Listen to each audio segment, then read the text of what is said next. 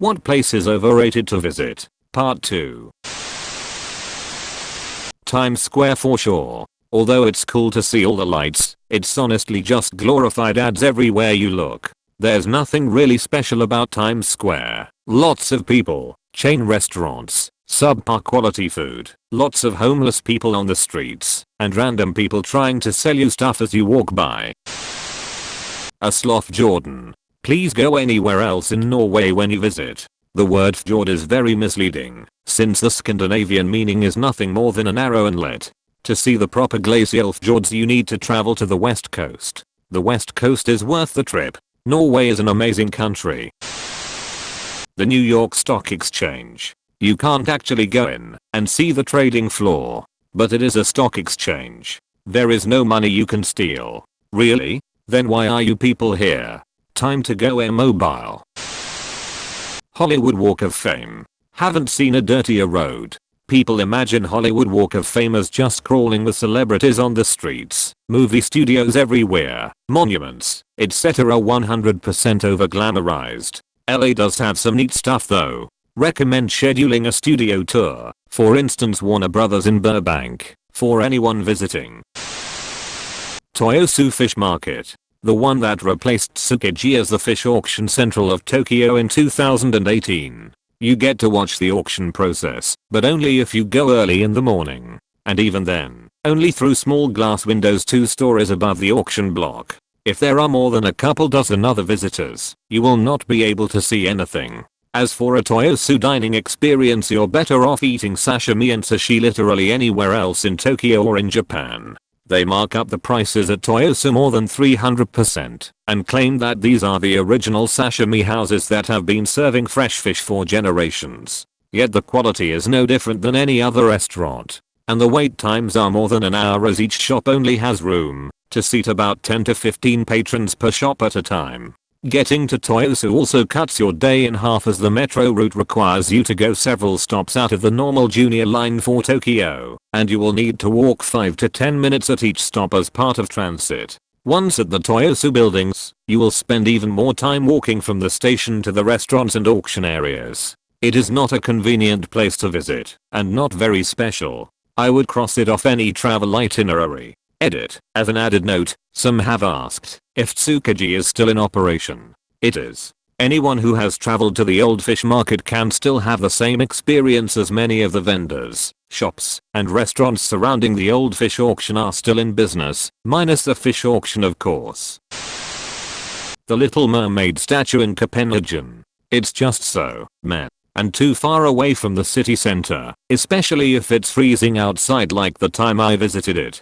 Just get a souvenir or a postcard or something.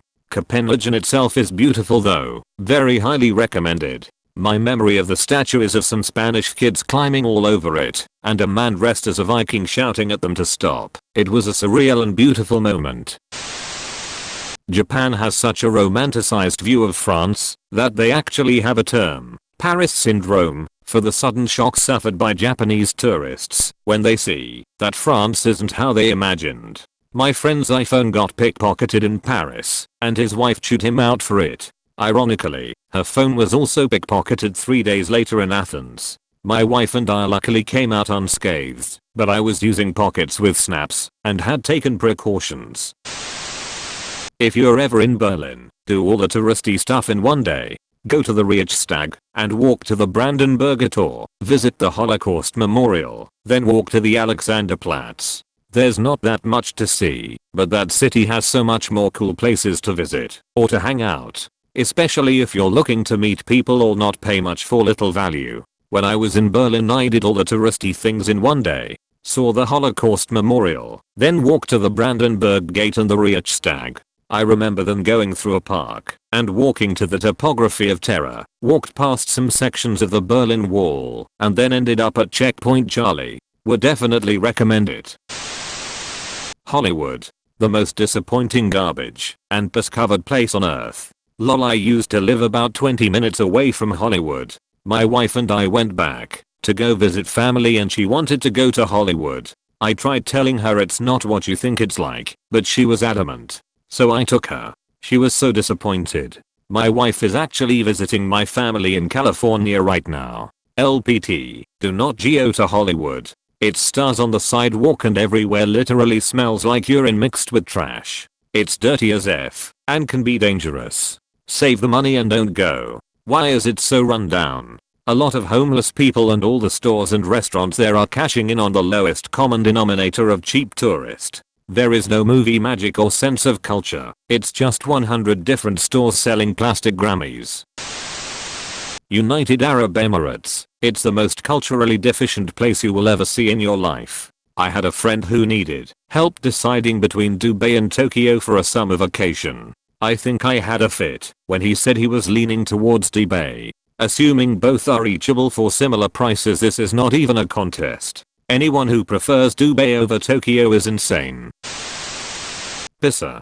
Besides the small square with the tower, where everyone is taking the same shitty joke pic, and guys trying to sell you toys, the rest of the town is pretty shit. You're in Tuscany, go to any small town, and you'll enjoy it far more.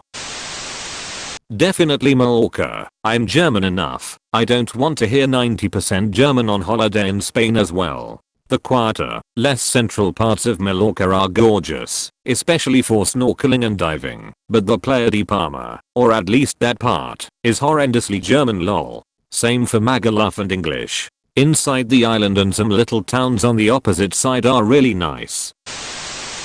The Mona Lisa in Louvre in Paris. It's just a small painting hanging quite far away in a really crowded room full of tourists. Don't get me wrong, it's a beautiful, iconic painting, but it's not worth visiting the Louvre only for the Mona Lisa. The majority of the other artworks in that museum are more impressive than the Mona Lisa. It's famous because it was stolen and got a lot of press. It's a beautiful painting, but god, there are so many more incredible works of art at the Louvre. Plymouth Rock. The only boat small enough to have landed on it would be for ants. Came here for this. Plymouth Rock, New England's lamest tourist attraction. It's a fake rock in a sand pit covered with Newport butts and Dunks cups. Also, it's not even the actual spot the pilgrims landed. Go to Provincetown and see the real monument. Edit. 100% agree, Plymouth Plantation is where it's at. Skip the rock, go for the plantation. Four Corners. It's hours away from anything notable and there isn't really anything to do there except a picture and buy Native American crafts. Just follow the broken glass bottles on the side of the road and you'll soon be there. There's some great stuff around though. Monument Valley, Mesa Verde, Durango, Array, Telluride, Moby TC. But yeah, it's get a picture. Fry bread / Najavo taco and roll. I had never seen Array mentioned on Reddit before this. Don't let them know. The original Starbucks store in Seattle. It's a recreation and the actual location is a few doors down. The design and decor doesn't really stand out. They serve Starbucks coffee there. Large queue to get in, and standing room only.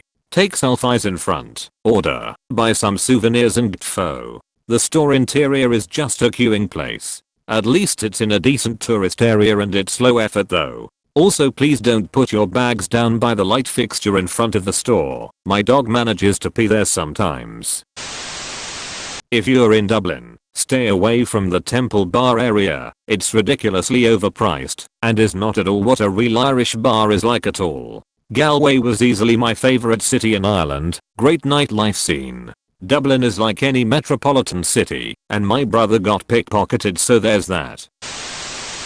Bondi Beach in Sydney. Overcrowded. Everything there is way overpriced. Also, there are so many other beautiful beaches in Australia. Bondi is probably one of the ugliest. Walk around the corner to Tama. Lovely. Everything Bondi isn't.